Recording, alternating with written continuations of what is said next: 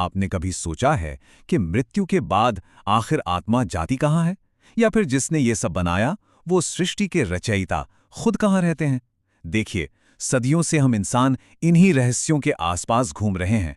तो चलिए, आज के इस एक्सप्लेनर में इन्हीं सबसे बड़े सवालों के उत्तर तलाशते हैं और ब्रह्मांड के इस अत्यंत रहस्यमयी सफर पर चलते हैं। तो आज के इस विश्लेषण में हम बात करने वाले हैं हिंदू कॉस्मोलॉजी के उन 14 लोकों की। ये कोई आम टॉपिक नहीं है, बल्कि इस पूरे अलौकिक और विशाल ब्रह्मांड का एक एग्जैक्ट ब्लूप्रिंट है, जिसे भगवान शिव और माता शक्ति ने मिलकर डिजाइन किया है। ये सच में बहुत ही माइंड ब्लोइंग कॉन्सेप्ट है। अब सबसे पहले समझते हैं कि ये 14 भुवन आखिर हैं क्या। दरअसल ये 14 अलग अलग डायमेंशंस या दुनियाएं हैं जो मिलकर हमारे 3 मुख्य लोकों का निर्माण करती हैं। आपने अलग अलग ग्रंथों में आकाश, पाताल और पृथ्वी जैसे नाम तो सुने ही होंगे, पर एक्चुअली ये सभी नाम इस एक ही विशाल आश्चर्यजनक संरचना का हिस्सा है।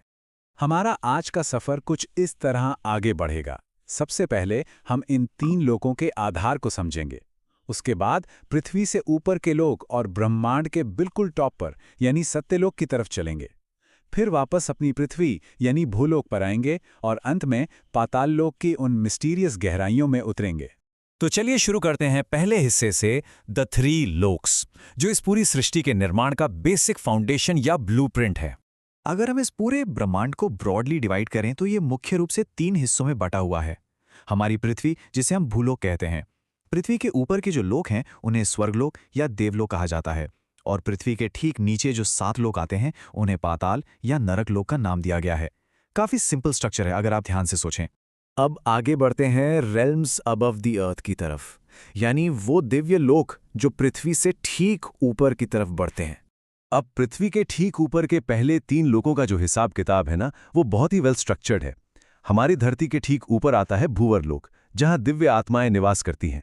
इसके बाद आता है स्वर्ग लोक, जहां 33 वैदिक देवता रहते हैं और जिनके राजा इंद्र हैं।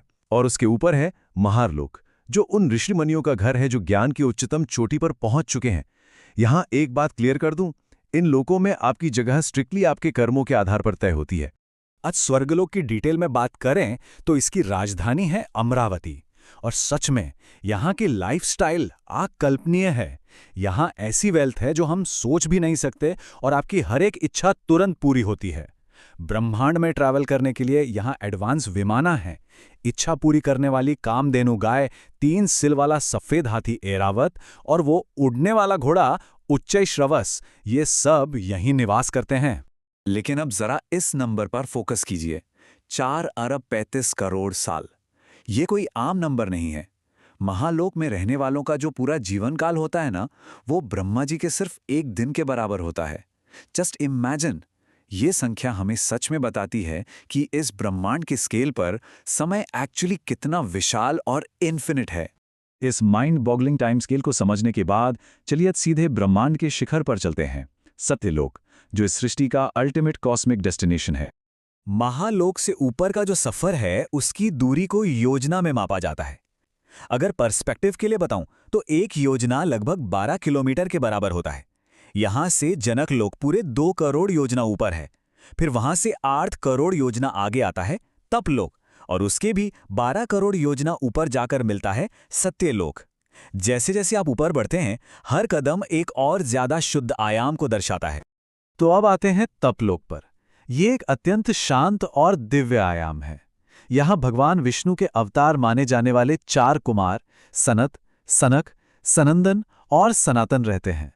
और इनकी सबसे खास बात यह है कि इनका शरीर हमेशा 5 साल के बच्चे जैसा ही रहता है और मृत्यु इन्हें कभी छू नहीं सकती।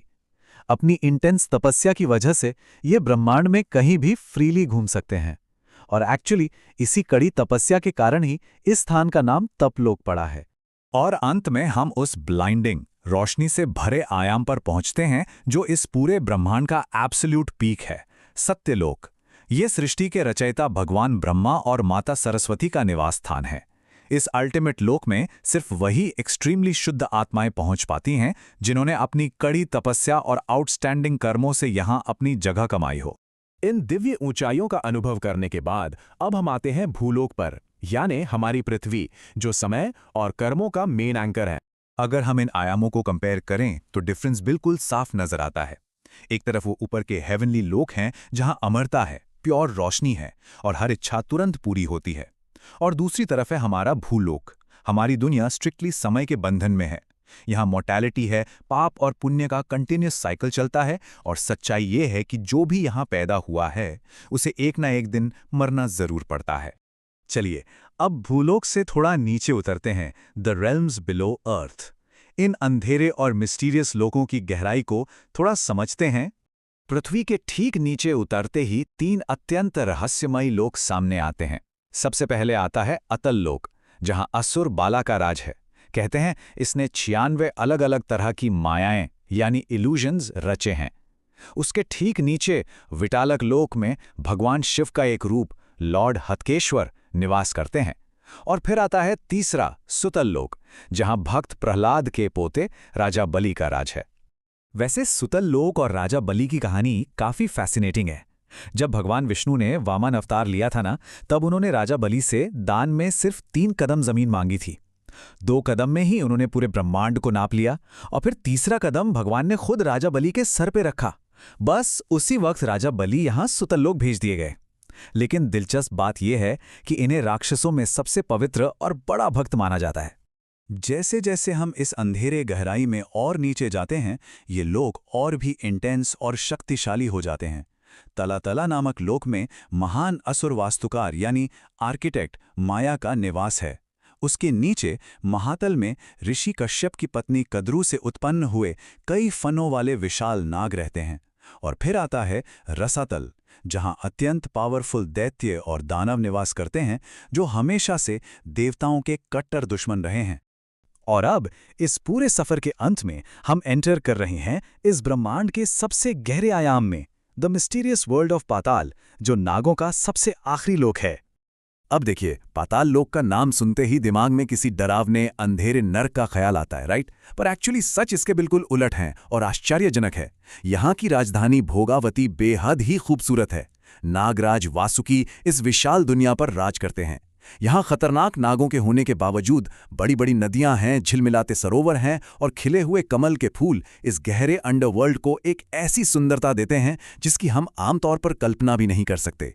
तो इन 14 लोगों के इस पूरे विशाल ब्लूप्रिंट को डीपली समझने के बाद एक बात तो तय है, हमारी और आपकी ये निश्वर आत्मा एक्चुअली कर्म और कॉस्मिक समय के इस अनंत सफर की एक छोटी सी यात्री भर है। इस माइंड बेंडिंग और एपिक संरचना को देखने के बाद दिमाग में बस एक ही सवाल उठता है, इस विशाल ब्रह्मांड की तुलना में हम इंसान आखिर कहाँ खड़े हैं?